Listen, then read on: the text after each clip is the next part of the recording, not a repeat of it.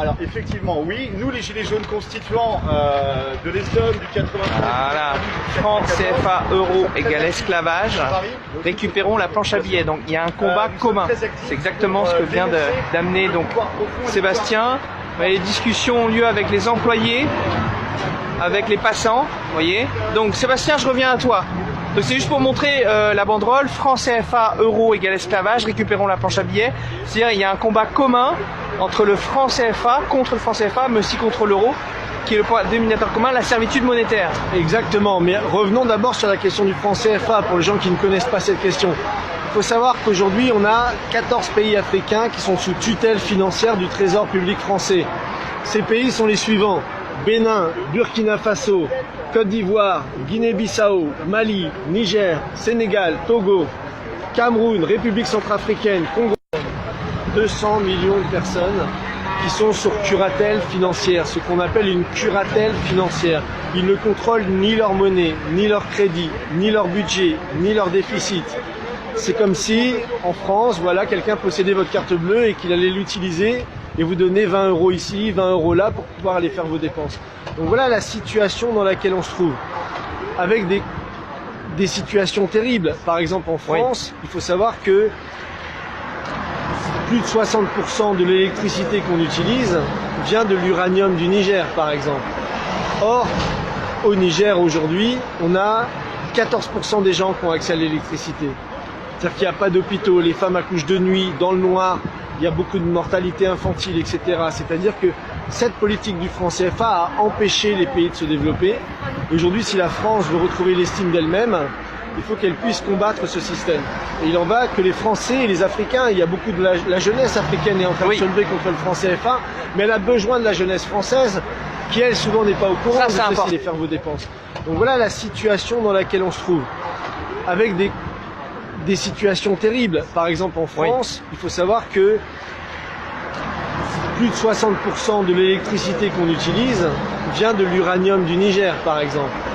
Or, au Niger aujourd'hui, on a 14% des gens qui ont accès à l'électricité. C'est-à-dire qu'il n'y a pas d'hôpitaux, les femmes accouchent de nuit, dans le noir, il y a beaucoup de mortalité infantile, etc. C'est-à-dire que cette politique du franc CFA a empêché les pays de se développer. Aujourd'hui, si la France veut retrouver l'estime d'elle-même, il faut qu'elle puisse combattre ce système. Et il en va que les Français et les Africains, il y a beaucoup de la jeunesse africaine est en train de se lever contre le franc CFA, mais elle a besoin de la jeunesse française, qui elle souvent n'est pas au courant de ce système. Ça c'est important. Voilà, la jeunesse française qui non seulement doit aider pour des questions d'ordre simplement de justice, de libérer ces pays-là de la curatelle financière, et comme tu le disais Yannick aussi, de se libérer nous-mêmes de la curatelle de l'euro. On a un ennemi commun, l'État profond, l'oligarchie financière.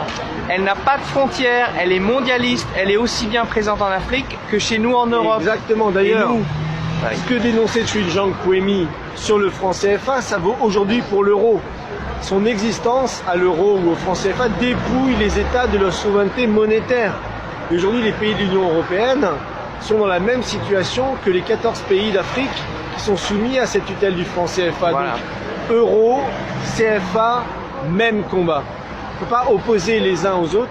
La supranationalité monétaire, ça a toujours été utilisé par l'oligarchie avec ce qu'on appelle des banques centrales indépendantes, mais qui sont pas indépendantes, qui sont indépendantes des peuples et des États, mais pas indépendantes de l'oligarchie financière, des marchés financiers, de JP Morgan, Goldman Sachs, etc. Donc on est dans le même combat et c'est le message qu'on est venu dire ici à Chamalières. Parce qu'il y a à la fois la Banque de France, je vais montrer d'ailleurs qui n'est plus nationalisée. Aujourd'hui, la Banque de France n'est pas nationalisée. Et à la fois la production du franc CFA, qui imaginerait que la monnaie de son pays soit fabriquée dans un autre pays. Ça n'existe nulle part.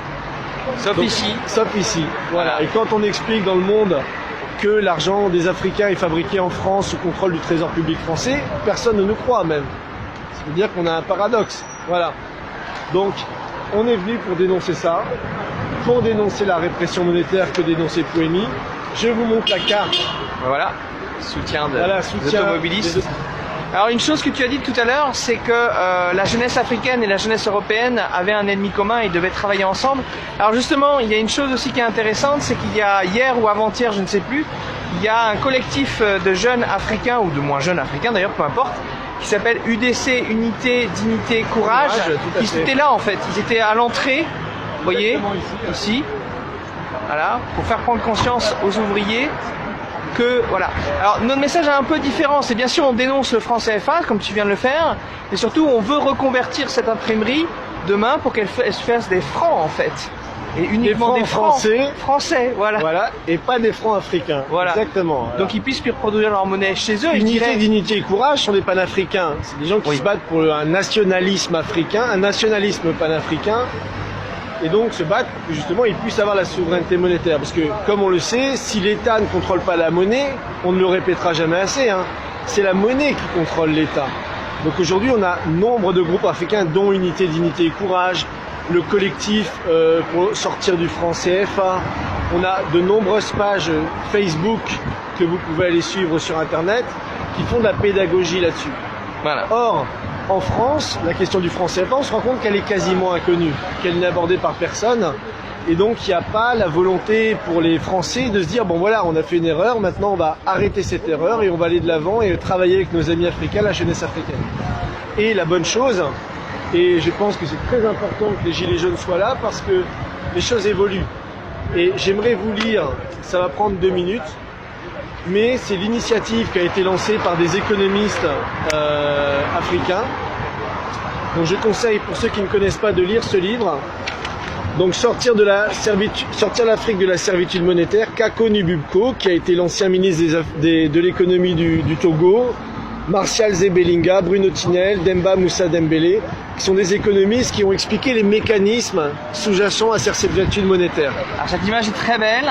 Derrière, pour ceux qui arrivent sur le live, vous avez l'imprimerie en France à Chamalières, imprime les francs CFA. Et à Paris, les taux de change de cette monnaie qui concerne donc 100 millions, 150 millions d'habitants en Afrique sont définis à Paris contre leur développement.